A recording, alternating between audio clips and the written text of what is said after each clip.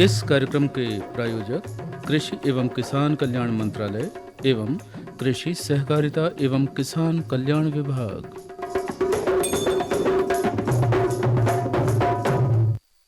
चिलचिलाती धूप के बाद जब मिल जाए पेड़ों की छाँव, बड़ी बड़ी नदियों को पार लगाने मिल जाए जब नाव, और चलते चलते जब थक जाएं पाँव, और आकाशवाणी पहुंच जाए जब हमारे गांव। तो भैया एफएम के माध्यम से अब हम पहुंच चुके हैं आपके गांव। जी हाँ, स्वागत है आप सभी श्रोताओं का कार्यक्रम किसान वाणी की चौपाल में। और स्वीकार कीजिए आपके अपने शिव भैया और योगेंद्र भैया की राम राम। और शिव कुमार भैया आपको भी हमारी राम राम। राम राम योगेंद्र भैया। जैसा कि आप सभी तेज धूप और बढ़ते तापमान के बीच अपना काम करना नहीं भूलते हैं, वैसे ही हम भी आपसे कुछ बातें और चर्चा करने आए हैं आज। बिल्कुल। और भैया इतनी धूप और इतनी गर्मी के बाद भी घरों घर शादियों का माहौल है, देख रहे हैं आप। हाँ भैया। पूरे बाजार में इतनी भीड़ लगी हुई है, लॉन में, है ना। इन दिनों हर किसी को कहीं ना कहीं शादी में जाना है। फिर भी जब शाम होती है तो शाम के समय जो हमारे नियमित श्रोता है ना, वो कार्यक्रम किसान वाणी को सुनना नहीं भूलते। इसलिए आज हम बात करेंगे प्याज और लहसुन में जीवाणुओं के महत्व पर, और चर्चा होगी भारतीय किसान की दशा और दिशा पर। साथ ही मेहमान क्रम में होंगे आज हमारे साथ ग्राम तिनसरा, तहसील घनसौर और जिला सिवनी के युवा प्रगतिशील किसान राजेंद्र कुलस्ते जी, और इनसे बातचीत करेंगे हमारे शिव कुमार भैया। और विषय होगा जायद के मौसम में लगी उड़द की खेती। तो भैया ये सब तो होगा ही, और इन सब के साथ क्या होगा भैया? मनोरंजन। जी हाँ, तो मनोरंजन में होंगे लोकगीत और भजन। तो चलिए शुरू करने से पहले आज की बात, एक लोकगीत हम सुन लें। बिल्कुल और भैया। लोकगीत सुनेंगे उससे पहले एक महत्वपूर्ण संदेश भी सुन लेते हैं।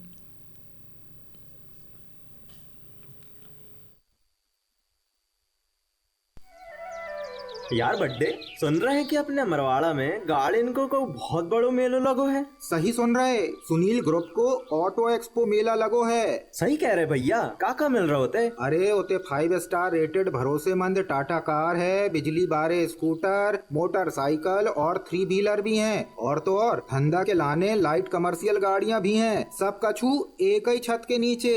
जो तो बहुत ही गजब है, पर जे है कहाँ और कब तकन? पता नोट कर लियो, Chhindwara road, Nayara petrol pump के सामने, अमरवाड़ा। बस 26 अप्रैल से 29 अप्रैल तक है। जल्दी चलो, मौका निकर ना जाए।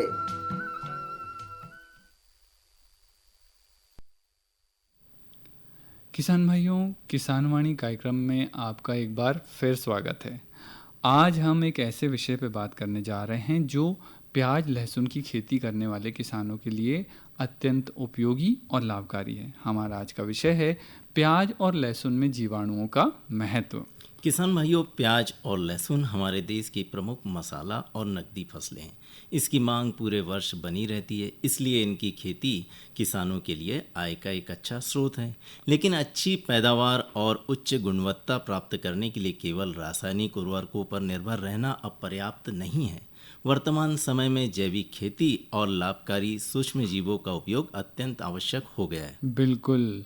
और लाभकारी जीवाणु ऐसे सूक्ष्म जीव हैं जो हमारी आँखों से दिखाई नहीं देते, लेकिन पौधों के विकास में इनकी बहुत महत्वपूर्ण भूमिका होती है। शिव कुमार भैया। हाँ योगेंद्र भैया। ये जीवाणु मिट्टी में उपलब्ध पोषक तत्वों को घुलनशील बनाकर पौधों की जड़ों तक पहुंचाते हैं, और फिर इससे पौधों को आवश्यक पोषण आसानी से भी मिल जाता है। सही कहा योगेंद्र भैया।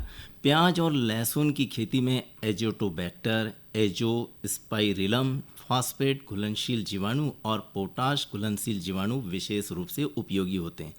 एजोटोबैक्टर वायुमंडल में उपस्थित नाइट्रोजन को स्थिर करके पौधों को उपलब्ध कराता है। बिल्कुल। और फास्फेट घुलनशील जीवाणु मिट्टी में मौजूद अवेले फास्फेट को घुलनशील बनाते हैं, जिससे पौधों की जड़ों का विकास तेजी से होता है। हाँ, और किसान भाइयों, जब पौधों की जड़ें मजबूत होती है ना, तो वे मिट्टी से पानी और पोषक तत्वों को अधिक मात्रा में ग्रहण कर पाते हैं।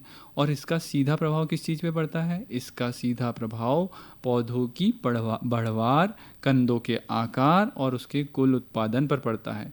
और स्वस्थ पौधे जो होते हैं वो रोगों का सामना करने के लिए भी बेहतर होते हैं, है ना। जीवाणुओं के उपयोग से मिट्टी की उर्वरा शक्ति में भी वृद्धि होती है। लगातार रासायनिक उर्वरकों के प्रयोग से मिट्टी की गुणवत्ता प्रभावित होती है, बिल्कुल। जबकि जैव उर्वरक मिट्टी की संरचना को सुधारते हैं और उनमें कार्बनिक पदार्थों की मात्रा बढ़ाते हैं। इसमें हमारी भूमि लंबे समय तक उपजाऊ बनी रहती है। बिल्कुल। किसान भाइयों, प्याज और लहसुन में इन जीवाणुओं का उपयोग कई तरीकों से किया जा सकता है। बीज उपचार, कंद उपचार और पौधों की जड़ों का उपचार इनमें प्रमुख है। रोपाई से पहले पौधों की जड़ों को जैव उर्वरक के घोल में 20 से 30 मिनट तक डुबोकर रखना चाहिए और इससे पौधों की स्थापना अच्छी होती है और प्रारंभिक वृद्धि भी तेज हो जाती है। यदि किसान भाई कंदों का उपचार करना चाहते हैं तो उन्हें जैव उर्वरक को पानी में घोलकर कंदों पर समान रूप में लगाना चाहिए और छाया में सुखाकर बोना चाहिए। इससे अंकुरण अच्छा होता है और पौधों की प्रारंभिक वृद्धि बेहतर होती है। बिल्कुल। और किसान भाइयों, ट्राइकोडर्मा जैसे जैविक फफूंदनाशक भी प्याज और लहसुन के लिए अत्यंत लाभकारी हैं। ये जड़ गलन, तना गलन और अन्य जो फफूंद जनित रोग होते हैं उनसे पौधों की रक्षा करता है। इससे रासायनिक दवाओं की आवश्यकता भी कम हो जाती है और उत्पादन लागत में भी कमी आती है। हाँ योगेंद्र भैया, और जीवाणुओं के नियमित उपयोग से रासायनिक उर्वरकों की आवश्यकता लगभग 20 से 25% तक कम की जा सकती है। इससे खेती की लागत घटती है और शुद्ध लाभ में वृद्धि होती है। साथ ही हमारा पर्यावरण भी सुरक्षित रहता है। बिल्कुल। किसान भाइयों, आज के समय में उपभोक्ता भी सुरक्षित और रसायन मुक्त उत्पादों को प्राथमिकता दे रहे हैं। ऐसे में जैव उर्वरकों का उपयोग किसानों को बाजार में बेहतर मूल्य दिलाने के लिए भी सहायक सिद्ध हो सकता है। किसान भाइयों, याद रखें कि स्वस्थ मिट्टी ही स्वस्थ फसल की आधारशिला है। यदि मिट्टी में लाभकारी जीवाणुओं की संख्या अधिक होगी तो आपकी फसल भी उतनी ही सशक्त और उत्पादक होगी। बिल्कुल। इसीलिए प्याज और लहसुन की खेती में लाभकारी जीवाणुओं का उपयोग अवश्य करें। ये न केवल उत्पादन बढ़ाएगा बल्कि आपकी मिट्टी, पर्यावरण और आय तीनों के लिए लाभकारी सिद्ध होगा। तो किसान भाइयों, यही थी हमारी आज की बात, प्याज और लहसुन में जीवाणुओं का महत्व। और अब बारी है शिव कुमार भैया एक बार फिर मनोरंजन से जुड़ने की। तो चलिए सुनते हैं एक और लोकगीत। हाँ योगेंद्र भैया।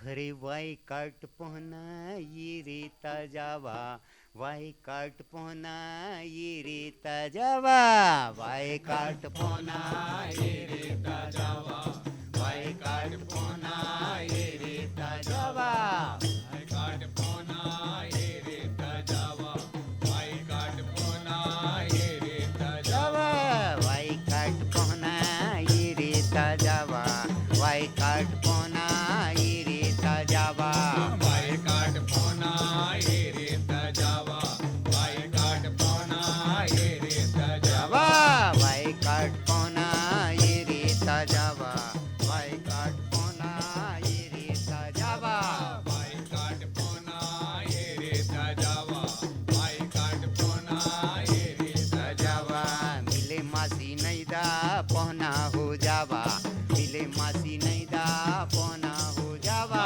मिले मासी नैदा पहना हो जावा, मिले मासी नैदा पहना हो जावा, मिले मासी नैदा पहना हो जावा, मिले मासी नैदा पहना हो जावा, मिले मासी नैदा पहना हो जावा, मिले मासी नैदा पहना हो जावा, रा रा रा रा रा रा रा रा रा रा रा रा रा रा हाँ, वाई काट पहना ये रेता जावा, वाई काट पहना ये रेता जावा, वाई काट पहना ये रेता जावा, वाई काट पहना ये रेता जावा।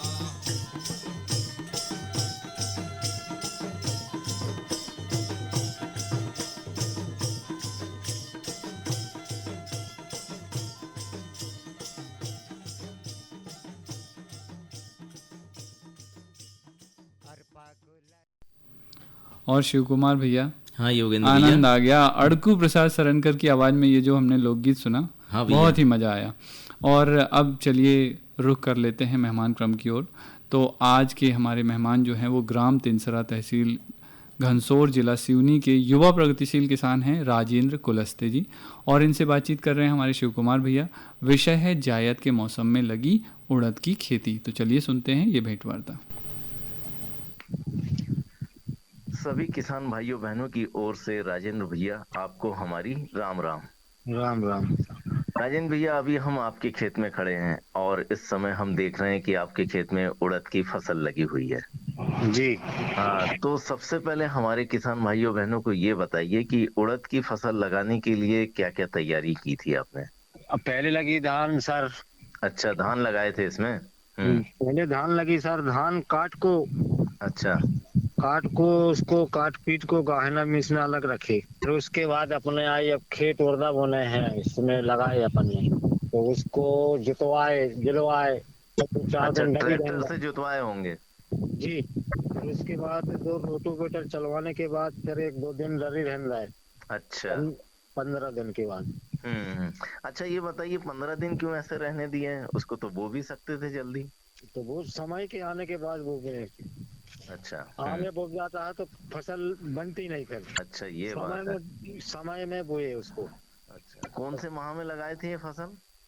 अपने शिवरात्रि को नक्को। अच्छा, शिवरात्रि नक्कर।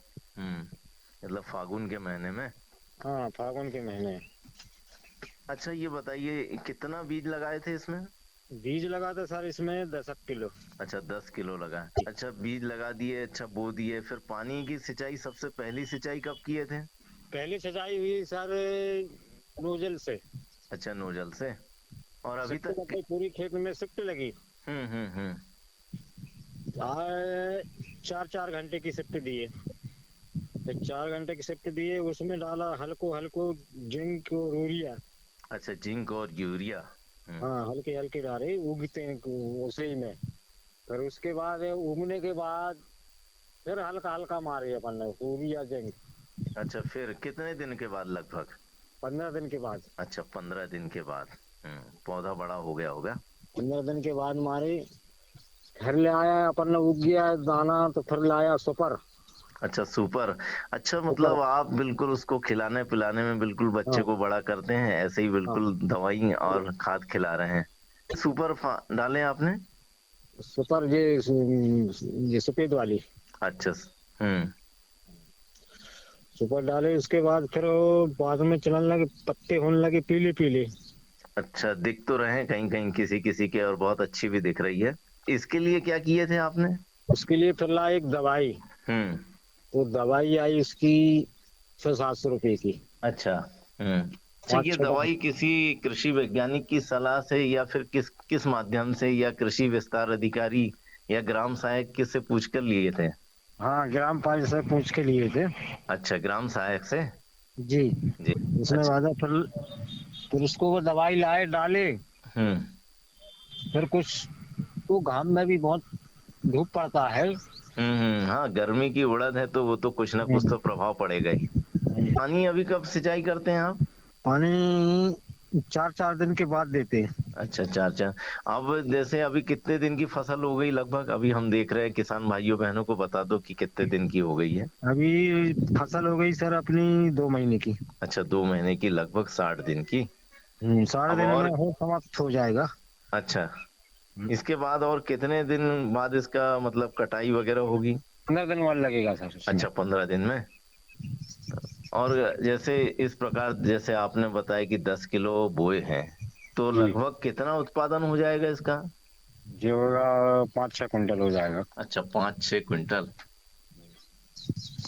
अच्छा, ये एक बात और बता दीजिए, जैसे अपन गर्मी में उड़द बो रहे हैं, जी, और जो ये तो जायद का मौसम चल रहा है, जी, और जो अपन खरीफ के मौसम में बोते हैं बरसात में, जी। तो उन दोनों उड़द में उत्पादन किसमें सबसे ज्यादा होता है? बरसात वाला। अच्छा, बरसात वाला। जी। अच्छा अच्छा। तो, तो गर्मी का बीज तो अलग रहता होगा, बरसात का बीज हाँ, अलग रहता होगा। अलग अलग रहता है। हम्म। अच्छा, चलते चलते और आगे बढ़ते जाते हैं, आपके खेत में हम देख रहे हैं भिंडी भी लगी है, ककड़ी भी लगी है। तो जी, थोड़ा बहुत हमारे किसान भाइयों बहनों को ये भी बता दो, ताकि क्या है, आप उड़द तो लगाए हैं दलहनी फसल, जी। साथ में ये सब्जी वर्गी फसल भी लगाए हैं, हाँ जी। तो भिंडी कितना लगाए थे और ककड़ी कितना लगाए थे? भिंडी 1 पाव लगी है, वो थोड़ी सी जगह में है मतलब खाने के लिए। खाने के लिए, और ये धंधे के लिए ककड़ी लगी बहुत सी, आधा अच्छा, किलो। मतलब एक है कि घर के लिए आपने भिंडी लगा ली है और व्यापार करने के लिए ककड़ी। ककड़ी कितनी लगाए थे? ककड़ी वो लगी है आधा किलो। अच्छा, आधा किलो में लगभग कितना उत्पादन हो जा रहा है अभी प्रतिदिन? तो प्रतिदिन वो निकल रही है 20-30 किलो, 20-30 किलो। एक जागरूक किसान हो आप, और इस मौसम में पूरा देख रहे हैं कि सही है फसल, और पानी आप कुएं के माध्यम से दे रहे हैं। जी। और आजू बाजू आपने खेत में पेड़ भी बहुत अच्छे अच्छे लगाए हैं। ताकि पेड़ लगाने के बारे में कुछ बताएंगे हमारे किसान भाइयों बहनों को? सर हम कलमी आम, अच्छा, हाँ हाँ उसको लाए, उसको गड्ढे खोदे, हाँ।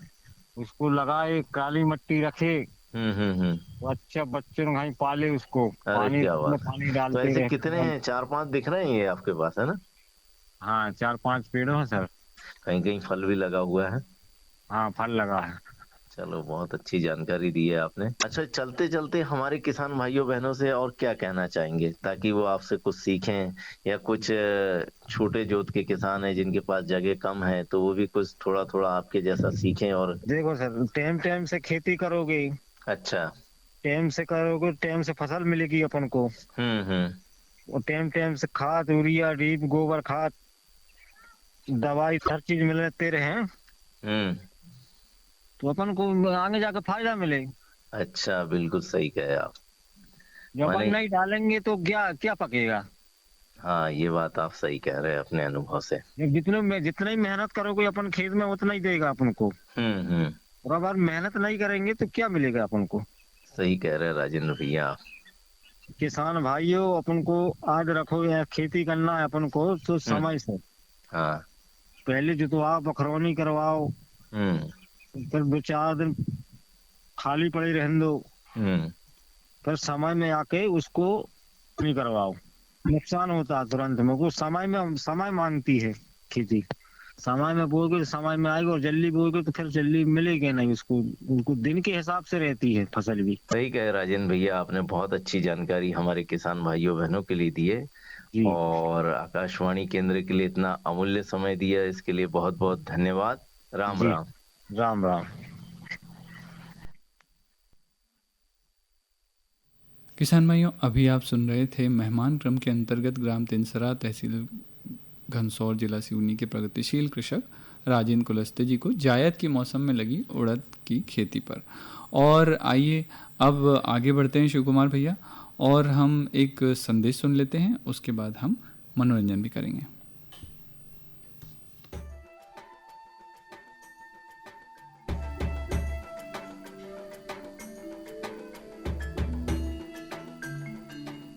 ये जो हरे भरे पेड़ और उन पर लगे गुच्छेदार फल दिखाई दे रहे हैं, ये वास्तव में हमारे किसान भाइयों के आर्थिक और सामाजिक जीवन में सुख समृद्धि के रंग भरने की क्षमता रखते हैं। ऑयल पाम की खेती से किसान सामान्य फसलों की तुलना में कम लागत एवं मेहनत से अधिक आय प्राप्त कर सकते हैं। इसके माध्यम से किसान खाद्य तेलों का उत्पादन बढ़ाकर देश के विकास में अपनी भागीदारी सुनिश्चित कर सकते हैं। लेकिन ये सब कैसे संभव है, आज इसी के बारे में बताएंगे अपने किसानों को। ऑयल पाम एक बहुमुखी तेल है जिसके कई अलग अलग गुण और कार्य हैं जो इसे बेहद उपयोगी और व्यापक रूप से इस्तेमाल किया जाने वाला बनाते हैं। ऑयल पाम के फल से सबसे अधिक तेल प्राप्त होता है। प्रति हेक्टेयर 20 से 25 टन फलों की उपज देने वाले इसके पेड़ परिपक्व होने के बाद लगभग 30 साल तक फल देते रहते हैं। यही नहीं, इन पेड़ों के बीच अंतर्वर्ती फसलें उगाकर किसान दोहरी आय भी प्राप्त कर सकते हैं। इसके अतिरिक्त सरकार की ओर से भी इसकी खेती के लिए काफी सहायता उपलब्ध करवाई जाती है। भारत सरकार की ओर से 2021-22 में खाद्य तेलों पर राष्ट्रीय खाद्य तेल मिशन, तेल palm national mission on edible oils, oil palm NMEO-OP की शुरुआत की गई। इसके अंतर्गत किसानों को ऑयल पाम की पौध सामग्री, अंतर्वर्ती खेती एवं रखरखाव, ड्रिप सिंचाई, डीजल, बिजली, सोलर पंप सेट, बोरवेल, फल कटाई उपकरणों एवं पुराने पौधों की पुनः रोपाई के लिए सब्सिडी प्रदान की जाती है। इस मिशन के अंतर्गत किसानों को 1 से 5 लाख तक की राशि प्रति हेक्टेयर की वित्तीय सहायता उपलब्ध कराई जाती है। सरकार द्वारा ऑयल पाम की पौध सामग्री के लिए 20 से 29 हज़ार रुपये प्रति हेक्टेयर की सहायता मिलती है। इसके अलावा भी सरकार पहले 4 साल तक 42 हज़ार रुपये प्रति हेक्टेयर की सहायता अंतर्वर्ती फसल एवं रखरखाव के लिए भी मुहैया कराती है। इस मिशन के अंतर्गत ड्रिप सिंचाई के लिए 30 हज़ार रुपये प्रति हेक्टेयर की सहायता अतिरिक्त दिया जाता है। साथ ही किसानों के लिए फसल कटाई मशीन और ट्रैक्टर ट्रॉली की खरीद के लिए भी सहायता का प्रावधान है। कुछ किसानों के मन में ये शंका है कि ऑयल पाम के पेड़ों की सिंचाई के लिए अधिक मात्रा में पानी की आवश्यकता होती है। ये पर्यावरण के लिए ठीक नहीं है। कुछ ये भी कहते हैं कि ये धरती के उपजाऊपन के लिए भी हानिकारक हैं। किंतु जिन किसानों को ऑयल पाम की खेती से आज लाखों रुपए की वार्षिक आय प्राप्त हो रही है, उनका कहना है कि ये सारे संचय निराधार हैं। ऑयल पाम का खेती में धान और गन्ने से कम पानी लगता है। इसमें गवर्नमेंट का तरफ से ड्रिप सिंचाई के लिए पैसा भी दिया जाता है। मैंने 2015-16 से ऑयल पाम की खेती की है और इससे पर्यावरण को कुछ नुकसान है ही नहीं। और इनका जो पेड़ पौधा होता है, इनसे हम मल्चिंग भी यूज करते हैं और इनका यूज से हम काफ़ी सारा ज़मीन में नमी लेते हैं और इनके अंदर इंटरक्रॉप जो है, जो कपास वगैरह लगाते हैं तो हम डबल गुण आय लेते हैं और अच्छा रहता है। ऑयल पाम की खेती के लिए मुझे सरकार ने पौधे सीडलिंग देते हैं। वो जब बड़ा हो जाता है, जो फल जो देता है, हर महीने सरकार उसी फल खरीदने के लिए एक रेट बना के देते हैं। वही रेट पे कंपनी खरीद लेते हैं। मैं काट के इकट्ठा कर देता हूँ, कंपनी उठा के ले जाते हैं। ऑयल पाम के लिए सरकार उत्पादों की तत्काल खरीद करती है। साथ ही सरकार एक वायबिलिटी मूल्य भी घोषित करती है ताकि यदि भाव अचानक गिर जाए तो उस अंतर का भुगतान सरकार किसानों को करती है। सच तो ये है कि ऑयल पाम की खेती हमारे किसानों को और अधिक समृद्ध और ग्रामीण अर्थव्यवस्था को और अधिक सशक्त बना रही है। आप भी इसकी खेती और सरकारी सहायता का लाभ उठाएं और अपनी आर्थिक स्थिति को बेहतर बनाएं।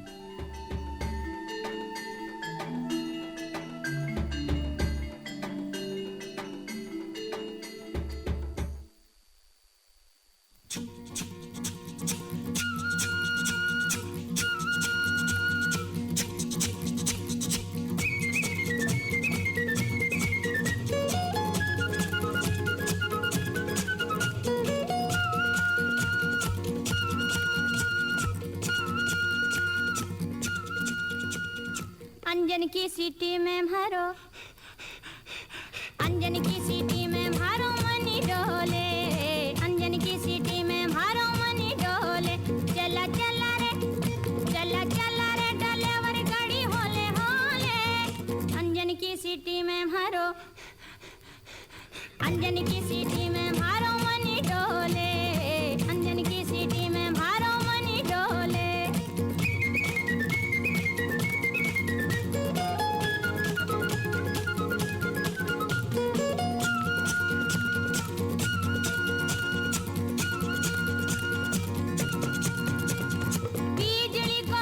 चले बिजली को पंखो चले, गूंज रहो जन भरो, बैठ रेल में गाबा लाग्यो यो जाटा को छोरो।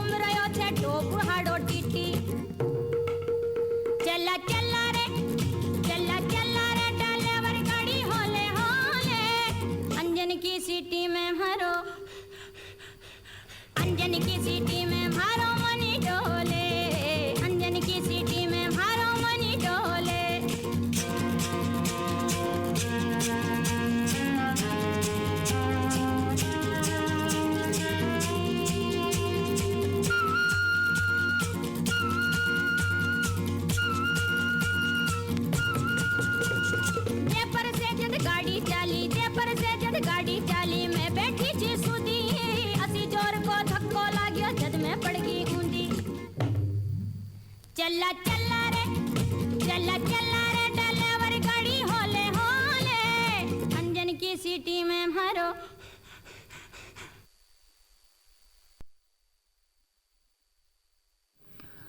किसान भाइयों, भारत एक कृषि प्रधान देश है और शिव कुमार भैया बता दें, हमने जो लोकगीत सुना उसमें रेहाना मिर्जा की आवाज़ थी और अब हम जुड़ने वाले हैं हमारी आज की चर्चा से, है ना। और हमारी चर्चा का विषय है भारतीय किसान की दशा और दिशा। किसान भाइयों, भारत सदियों से कृषि प्रधान देश रहा है। यहाँ की संस्कृति, सभ्यता और अर्थव्यवस्था का आधार कृषि रही है। हमारे किसान दिन रात मेहनत करके देशवासियों की थाली भरते हैं और यही कारण है कि किसान को अन्नदाता भी कहा जाता है। बिल्कुल सही कहा योगेंद्र भैया। आज़ादी के समय देश की अधिकांश आबादी खेती पर निर्भर थी। कृषि देश की अर्थव्यवस्था की रीढ़ थी।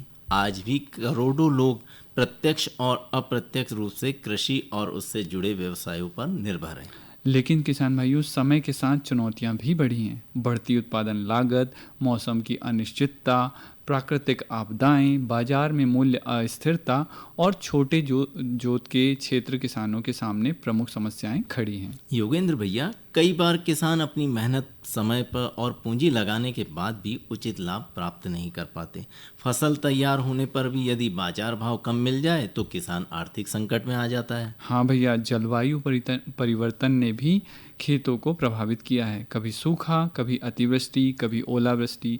इन परिस्थितियों ने किसानों की चिंता बढ़ा दी है। लेकिन चुनौतियों के बीच अवसर भी मौजूद हैं। आधुनिक कृषि तकनीक ने खेती को नई दिशा दी है। उन्नत बीज, ड्रिप सिंचाई, स्प्रिंकलर, कृषि यंत्रीकरण, सटीक कृषि और डिजिटल तकनीक किसानों के लिए वरदान भी साबित हो रहे हैं। हाँ भैया, आज किसान मोबाइल के माध्यम से मौसम की जानकारी, बाजार भाव, कृषि सलाह और सरकारी योजनाओं की जानकारी प्राप्त कर सकते हैं। यह डिजिटल क्रांति कृषि क्षेत्र में बड़ा बदलाव ला रही है। बिल्कुल। और सरकार द्वारा किसानों के हित में अनेक योजनाएं चलाई जा रही हैं।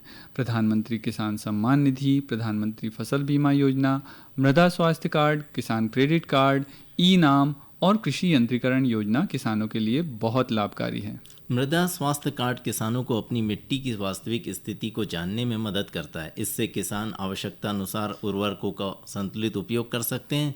फसल विविधीकरण भी आज की आवश्यकता है। शिव कुमार भैया, केवल पारंपरिक फसलों पर निर्भर रहने की बजाय किसानों को बागवानी, दलहन, तिलहन, औषधि फसलें और सब्जियों की खेती भी अपनानी चाहिए। इसके साथ ही पशुपालन, डेयरी, मत्स्य पालन, मधुमक्खी पालन और कुक्कुट पालन जैसे सहायक व्यवसाय आय बढ़ाने के लिए उत्कृष्ट साधन हैं। किसान भाइयों, मूल्य संवर्धन भी आय बढ़ाने का महत्वपूर्ण माध्यम है। यदि किसान अपने उत्पादों की सफाई, ग्रेडिंग, पैकेजिंग और प्रसंस्करण करे तो उन्हें बेहतर बाजार मूल्य प्राप्त हो सकता है। किसान उत्पादक संगठन यानी FPO से जुड़कर किसान सामूहिक रूप से खरीद और बिक्री कर सकते हैं। इससे लागत कम होगी और मुनाफा बढ़ता है। बिल्कुल। और नई पीढ़ी को भी कृषि से जोड़ना समय की मांग है। जब युवा आधुनिक तकनीक और नवाचार के साथ खेती करेंगे तब भारतीय कृषि नई ऊंचाइयों को छुएंगी। किसान भाइयों, खेती केवल परंपरा ही नहीं बल्कि एक विज्ञान और व्यवसाय भी है। इसीलिए कृषि को वैज्ञानिक दृष्टिकोण से अपनाना आवश्यक है। और किसान भाई, जितना हमारा किसान समृद्ध होगा, हमारा देश भी उतना ही मजबूत और आत्मनिर्भर बनेगा। तो किसान की उन्नति ही राष्ट्र की उन्नति है। तो हाँ योगेंद्र भैया, तो किसान भाइयों, बदलते समय के साथ कदम मिलाकर चलिए, नई तकनीकों को अपनाइए और अपनी खेती को लाभकारी बनाइए। इसी संदेश के साथ अब ये हमारी चर्चा भी समाप्त होती है और समय हो चला है आप सभी से विदा लेने का। तो मैं योगेंद्र भैया, मैं शिव भैया कहते हैं राम राम, जय जवान, जय किसान।